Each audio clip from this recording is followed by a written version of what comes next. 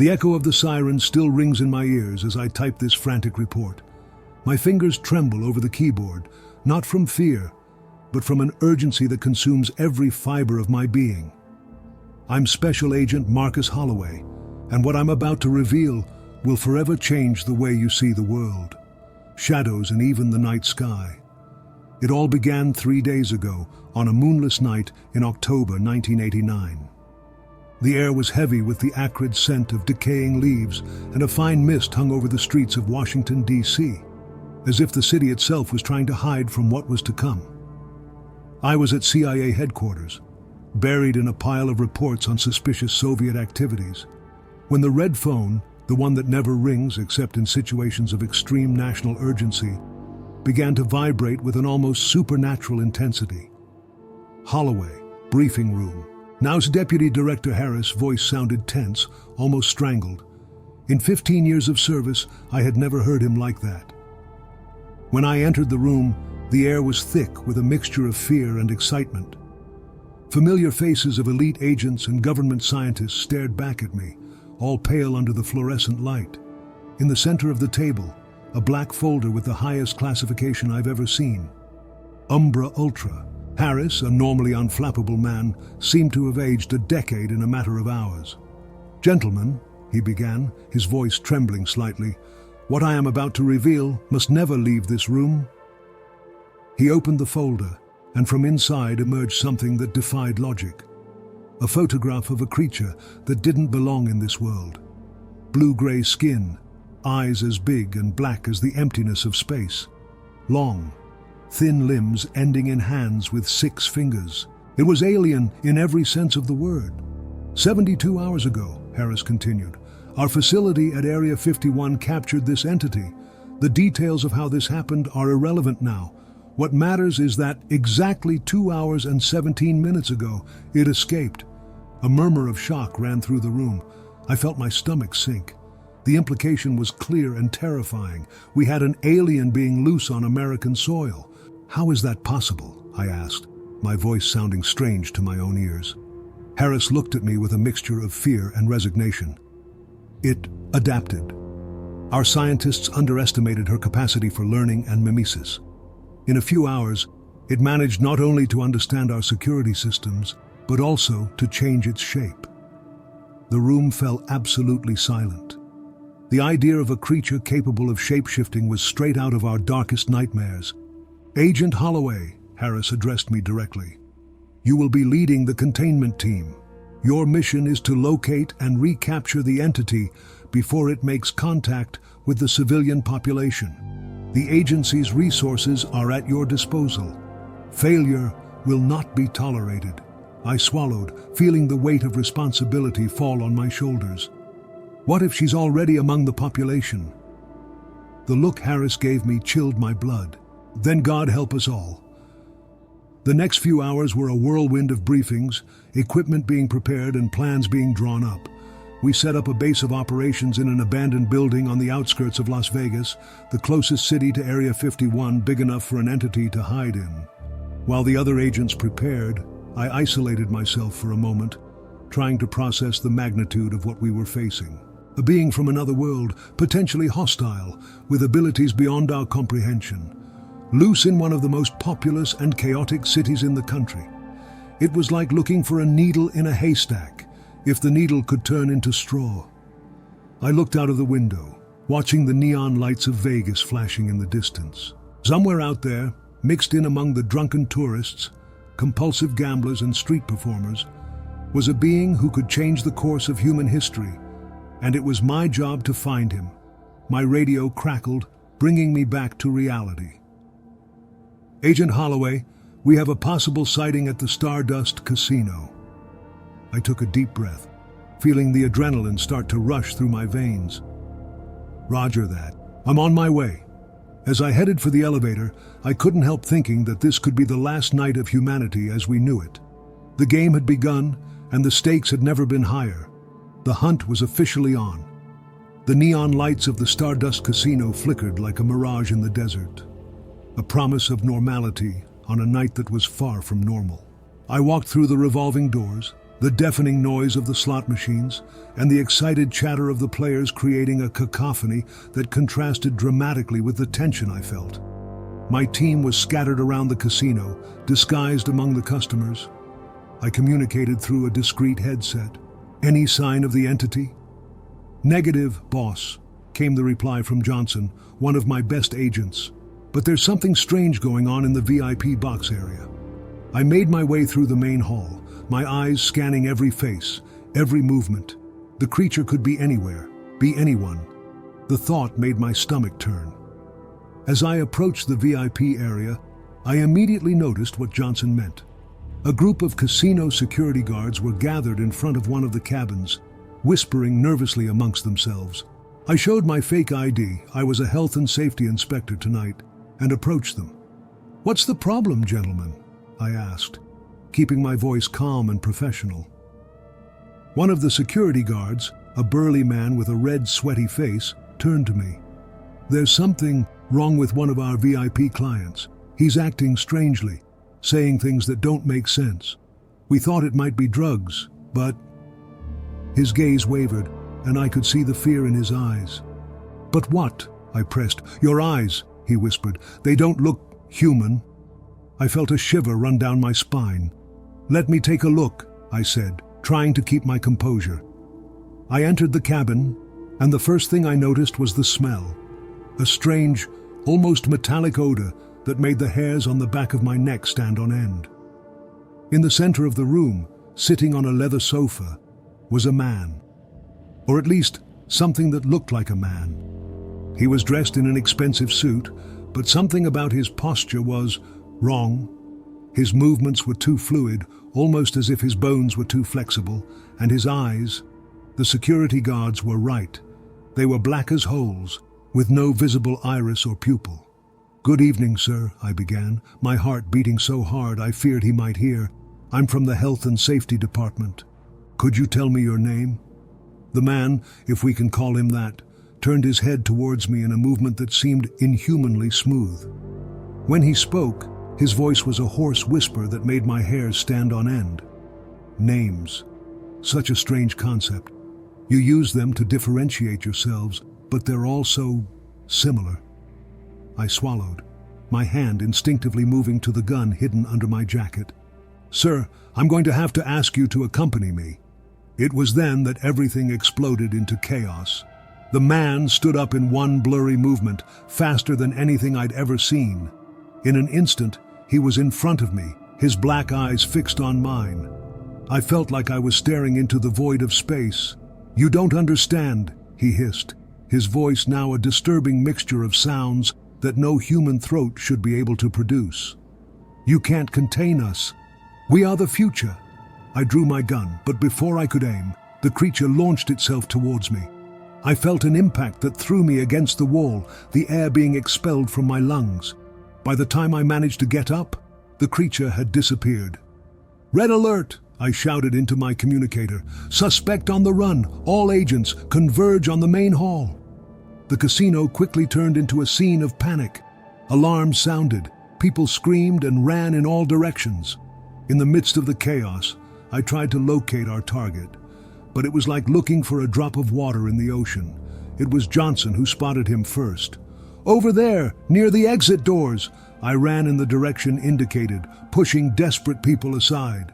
I caught a glimpse of the creature, now in the form of a woman in a red dress, gliding through the crowd with unearthly grace. I reached the doors in time to see a cab speeding away, taking our prey into the Las Vegas night. "Shit!" I cursed, punching the wall in frustration. Over the next few minutes, as we tried to calm the panic and establish a perimeter, my mind raced. The creature was not only capable of shape-shifting, but also possessed superhuman strength and speed.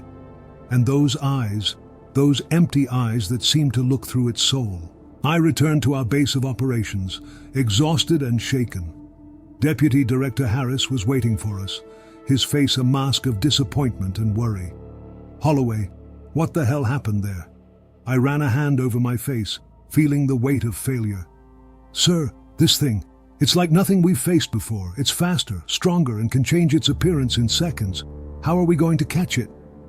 Harris looked at me for a long moment before answering. "We have no choice, Agent. If we don't catch her, and fast, we'll have a nationwide panic on our hands. Not to mention what could happen if she decides to reproduce." The thought made me shudder. One creature like that was already a nightmare. What if there were more? "We have a new lead," Harris continued. "One of our contacts in the Vegas underworld has reported strange activity in an old warehouse on the outskirts of the city. It may be nothing, but it's our best bet at the moment." I nodded, feeling a new wave of determination wash over me. "We'll be ready in 30 minutes.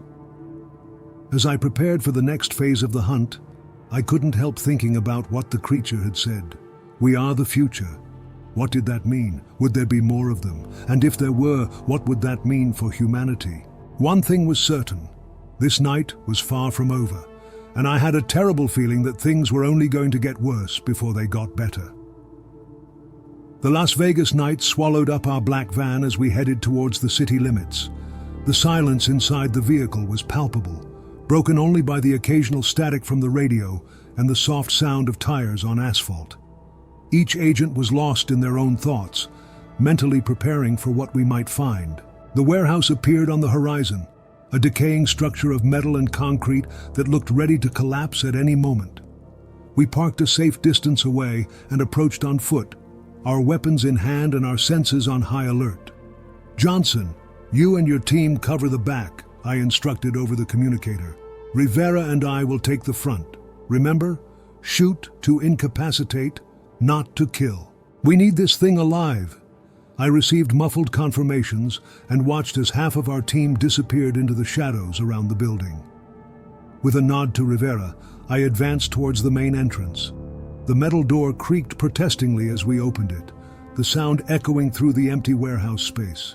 The smell of mold and decay hit us immediately, making my eyes water. I turned on my flashlight, the beam of light cutting through the darkness and revealing row after row of dusty boxes and abandoned machinery. "Boss," Rivera's voice was just a whisper. "Do you smell that?" I nodded, recognizing the same metallic smell I'd smelled in the casino. We were in the right place. We moved forward slowly, our footsteps echoing in the oppressive silence. Every shadow seemed to move, every noise made my heart leap. The tension was almost unbearable. Then we heard it, a low rhythmic sound, almost like a hum, coming from somewhere ahead of us. I exchanged a glance with Rivera, and we headed in the direction of the noise. We turned a corner and stopped abruptly. In front of us was a scene that defied logic and sanity. In the center of an open space, lit by a single oscillating bulb, was something that could only be described as a nest. It was an organic, pulsating structure made of a material that looked like a mixture of flesh and metal. And inside it, "My God," Rivera muttered, his voice trembling. "Eggs. Dozens of them. Large, translucent, with shapes moving inside." Before we could react, a quick movement caught my eye. I turned just in time to see a figure hurtling towards us from the shadows. It was the creature, but no longer in the human form we had seen in the casino. Now Tino, it was a grotesque mixture of human and alien features. Its elongated limbs ending in sharp claws, its skin an undulating mass of mutant colors. "Look out!" I shouted, pushing Rivera aside as the creature ran past us, its claws tearing through the air where we had been a second before. Chaos ensued. Shots echoed through the warehouse as the rest of the team responded to the attack. The creature moved with impressive speed, leaping from box to box, using the shadows as camouflage. "Don't let it get away!" I shouted, trying to aim, but the creature was too fast. That's when I realized it wasn't trying to escape. It was surrounding us, pushing us away from the nest. "It's protecting the eggs," I realized with a shock of comprehension. At that moment, the creature stopped, hovering over the nest, its eyes, now multiple and bright, fixed on me. And then, to my amazement, it spoke. "You don't understand." Its voice was a cacophony of sounds, as if several voices were speaking at once. "We've come to save you." "Save?" I repeated, incredulous. "From what?" "From yourselves," the creature replied. "Your world is dying. Your wars, your pollution, your greed. You're on the brink of extinction. We are the evolution you need. One of the eggs began to move more vigorously, cracks appearing on its surface. "No!" I shouted, pointing my gun at the egg. "Get away from the nest now!" The creature let out a sound that could have been a laugh or a growl. "You can't stop the inevitable, Agent Holloway. Change is coming, whether you like it or not." The egg opened, and something began to emerge. My finger trembled on the trigger. It was at that moment that all hell really broke loose. The warehouse doors exploded, and a containment team in protective suits stormed in. Gas grenades were thrown, filling the air with a dense fog. "No!" I shouted. But my voice was drowned out by the sound of gunfire and explosions. Through the smoke, I saw the creature grab the newborn and jump into the shadows. I ran after it, ignoring the shouts of the other agents. But when I reached the spot where it had disappeared, there was nothing but a solid concrete wall. The next few hours were a blur of debriefings, medical examinations, and heated discussions. The nest was destroyed, the remaining eggs incinerated, but the creature and its chick had escaped. Back at the base of operations, I found Deputy Director Harris waiting for me. His face was grim. "Holloway, the situation has changed," he said, his voice laden with concern. "We're no longer dealing with a single entity. This has become a potential invasion." I nodded, feeling the weight of our failures. "Sir, the creature said something about saving us." "What if?" Harris interrupted me with an abrupt gesture. "Don't be fooled, Agent. Whatever these things are, they represent an existential threat to humanity. Your mission is now clear. Find and eliminate them all. No exceptions." As I walked away to prepare for the next phase of the hunt, I couldn't help but think of the creature's words. Change is coming. What did that mean for us? For the future of humanity? One thing was certain: the war had just begun, and the fate of our species was at stake. The lights of Las Vegas flashed like a beacon in the desert night, but to me, every neon glow now seemed like a sign of danger. 48 hours had passed since the warehouse incident, and the city that never sleeps had turned into a hunting ground. I was at the top of the stratosphere, the tallest tower in Vegas, observing the cityscape through thermal vision binoculars. Every movement in the streets below could be the creature or its cub. Every shadow could hide a secret that would change the course of human history. "Holloway, status report," the voice of Deputy Director Harris crackled in my earpiece. "Nothing yet, sir," I replied, my eyes never leaving the city below, Ma. "But they're here. I can feel it." Harris let out an audible sigh. "We don't have time for your instincts, Agent. We need concrete results. The Pentagon is breathing down my neck, and there are rumors that the UN may be informed soon." I gritted my teeth, frustration bubbling in my chest. "With all due respect, sir, informing the UN would be a disaster. Panic would spread like wildfire." "I agree," Harris replied, his voice laden with tension. "That's why you need to find and eliminate these creatures. And fast." As I disconnected the communication, I couldn't help but reflect on the word Harris had used. Eliminate, not capture, not study, but kill. The words of the creature in the warehouse echoed in my mind. "We came to save you." My thoughts were interrupted by an alert on my tracking device. A thermal anomaly had been detected, moving rapidly through the Fremont Street experience. "All units, converge on Fremont Street," I ordered over the comm as I headed for the elevator. "Possible target sighting." Minutes later, I was running through the crowded streets, pushing past drunken tourists and street performers. The heart of old Las Vegas pulsed with nightlife, completely oblivious to the danger that lurked in its shadows. That's when I saw it. A figure moving with inhuman grace through the crowd. It wasn't the adult creature, but the cub. It had already grown, its body a disturbing mixture of human and alien features. "There!" I shouted, pointing at the creature as it slipped into a side alley. I ran after it, my heart hammering in my chest. The alley was a maze of rubbish dumps and fire escape ladders, the shadows dancing on the brick walls. The creature was fast, but I was determined. Turning a corner, I found myself at a dead end. The creature was trapped, pressed against the wall, its large, frightened eyes fixed on me. "It's over," I said, pointing my gun at it. "Don't move." It was then that something extraordinary happened. The creature spoke, its voice a strange mixture of childish and alien sounds. "Please," it said, "don't hurt, just want to understand." I stood paralyzed, my gun trembling in my hands. This was not the murderous beast I had expected to meet. It was a child, frightened and confused. "What do you mean?" I asked, my voice softer than I had intended. "We are not enemies," the creature continued, its form changing subtly, becoming more human. "We want to help, show you a new way." Before I could reply, I heard the sound of approaching boots. My team was coming. I made a decision in a split second. "Run," I whispered to the creature. "Go!" It looked at me for a moment, its alien eyes filled with something that could have been gratitude, before leaping upwards, disappearing into the roof above. Seconds later, Johnson and his team arrived in the alley. "Boss, did you get him?" Johnson asked, panting. I shook my head, trying to control my breathing. He escaped over the rooftops, too fast. As we drove back to the main street, my mind was spinning. What had I done? I had just let a potential threat to humanity escape. Or had I saved an innocent child from being slaughtered? Back at the base of operations, I found Harris waiting for me, his face a mask of contained fury. "What the hell happened there, Holloway?" he demanded.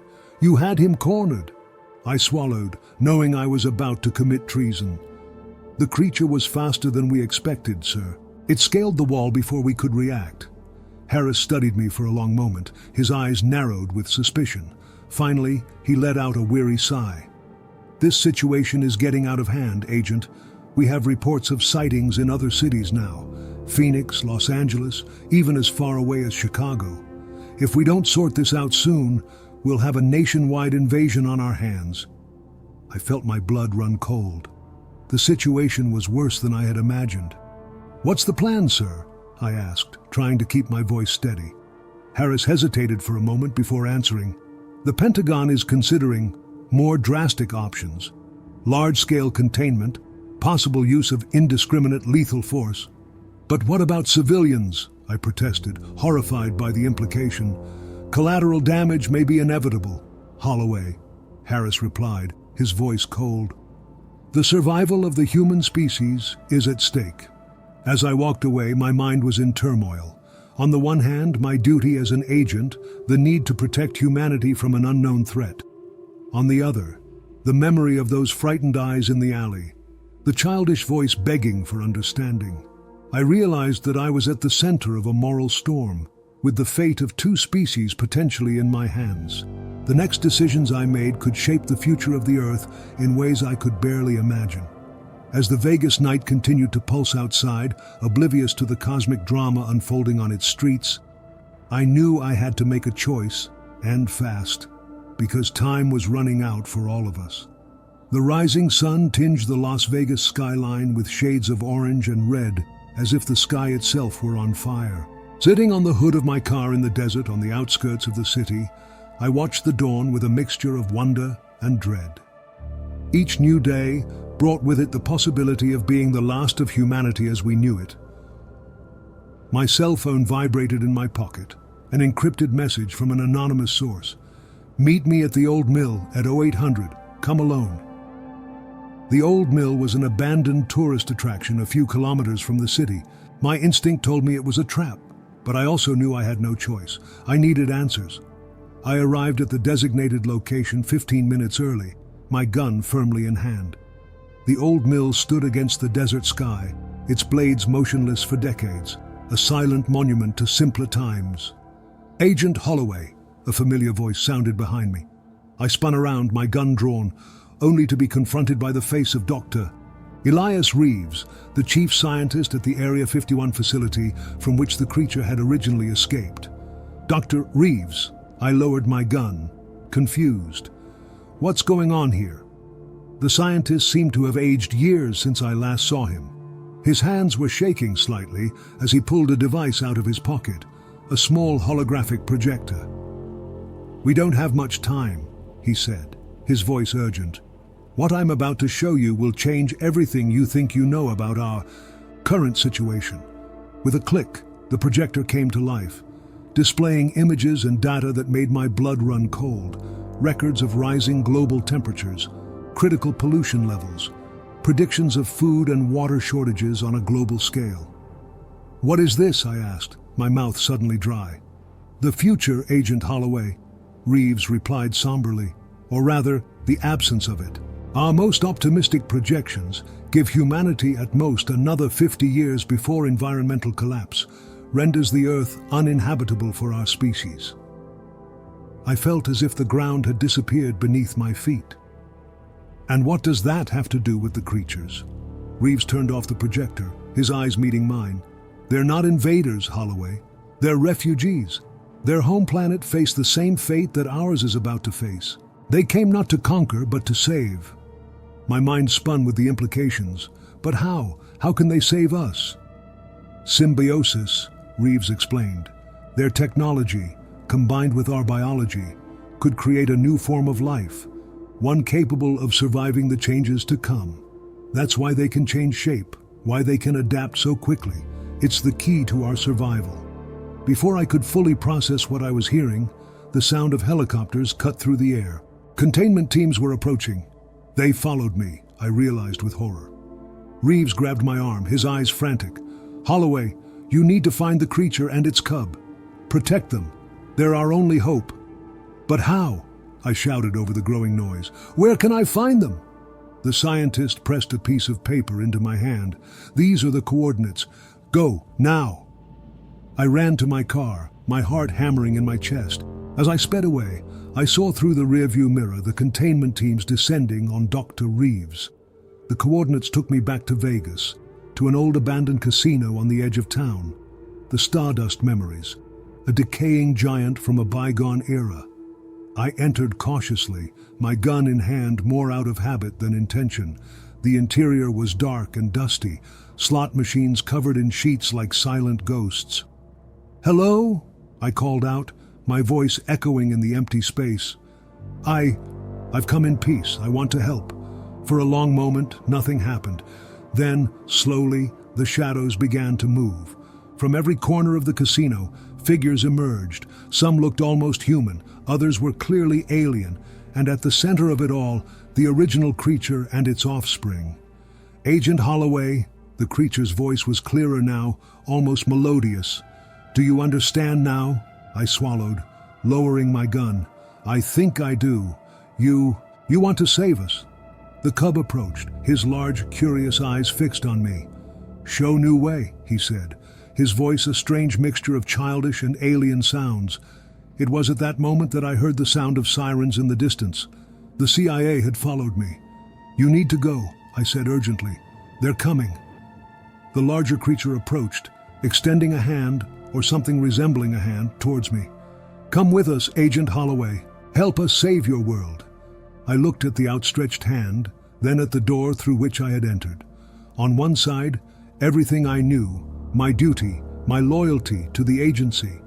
On the other, an unknown future, but a chance to save humanity. The sirens were closer now. I had seconds to decide. Heart pounding, I reached out and grabbed the creature's hand. The moment our skins touched, I felt a wave of energy run through my body. Images flooded my mind, visions of a future where humans and aliens coexisted, where the Earth flourished again. "Let's go," said the creature, its voice now in my mind. As we ran to the back of the casino, where a cloaked ship waited, I heard the front doors being kicked in. Deputy Director Harris's voice echoed through the abandoned building. "Holloway, what are you doing?" I paused for a moment, looking back. "Saving the world," I replied, even though I knew he couldn't hear me.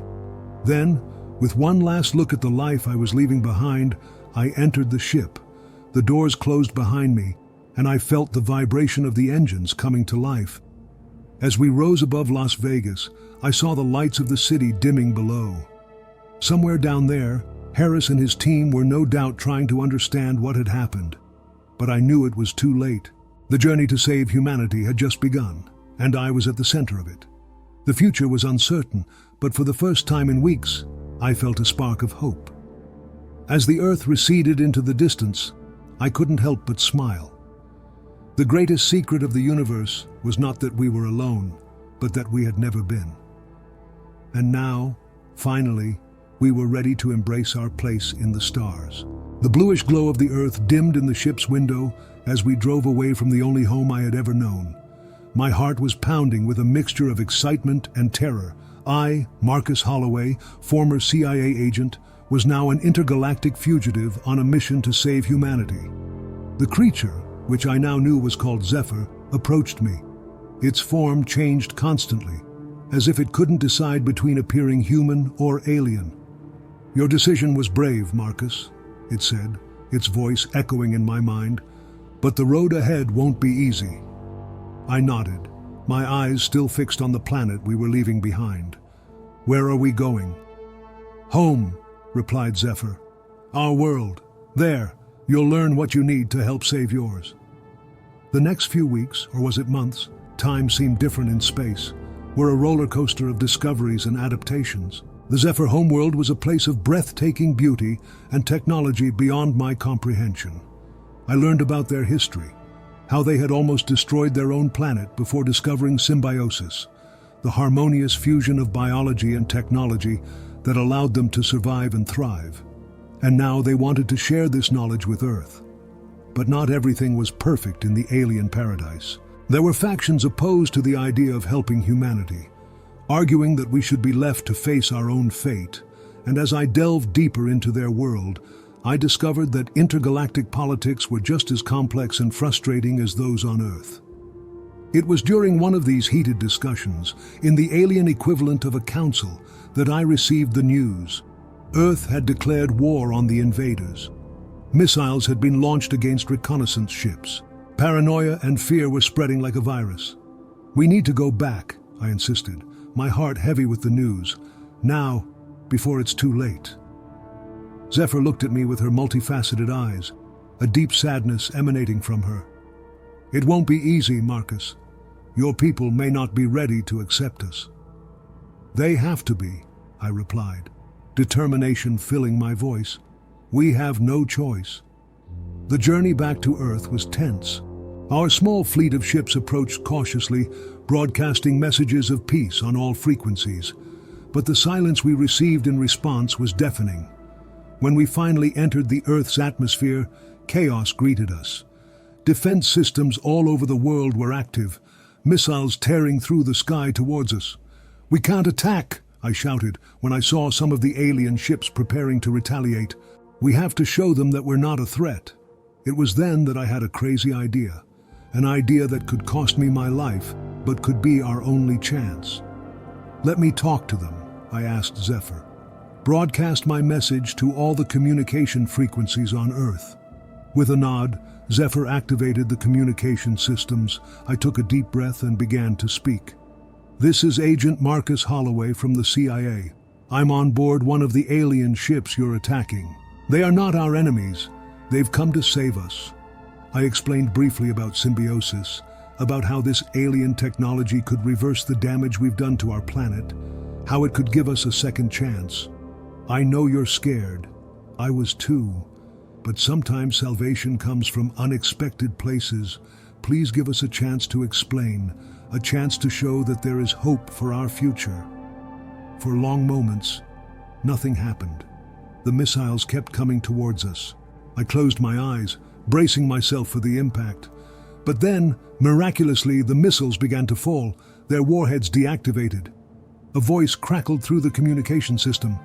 It was Deputy Director Harris. "Holloway, you son of a bitch," he said, his voice a mixture of anger and relief. "You've got a lot of explaining to do."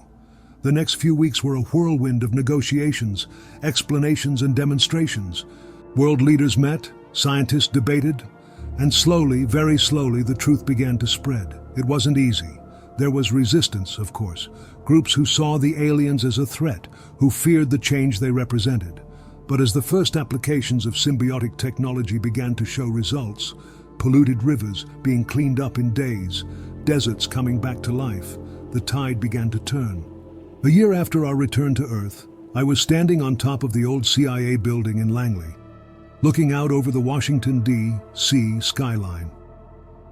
The city looked different now, with biomechanical structures integrating harmoniously with traditional architecture. In the sky, alien and human spaceships flew side by side. Zephyr materialized next to me, his form now a perfect blend of human and alien. "Thoughtful, Marcus." I smiled, feeling the familiar weight of my new biomechanical arm. The symbiosis had become a part of me, just as it was becoming a part of all humanity. "Just reflecting on how far we've come," I replied, "and how far we still have to go." "The future is never certain," Zephyr said, his voice laden with ancient wisdom. "But for the first time in millennia, both your people and mine have a real chance of prosperity." I nodded, my eyes turning to the starry sky above. Someday, I knew, we would explore these stars together, humans and aliens, as one unified species. The sun was beginning to rise over the horizon, painting the sky in shades of pink and gold. A new day was dawning, not just for Washington, but for all of humanity. As I watched the sunrise, I couldn't help but smile. The journey had been long and dangerous, full of difficult choices and sacrifices. But in the end, we had made it. We had saved our world and, in the process, found our place in the universe. The future was bright, full of endless possibilities. And I, Marcus Holloway, former CIA agent, now Earth's ambassador to the stars, couldn't wait to see what would come next. Because now I knew the truth. The greatest secret of the universe was not that we were alone, but that we never were. And together, we could reach the stars.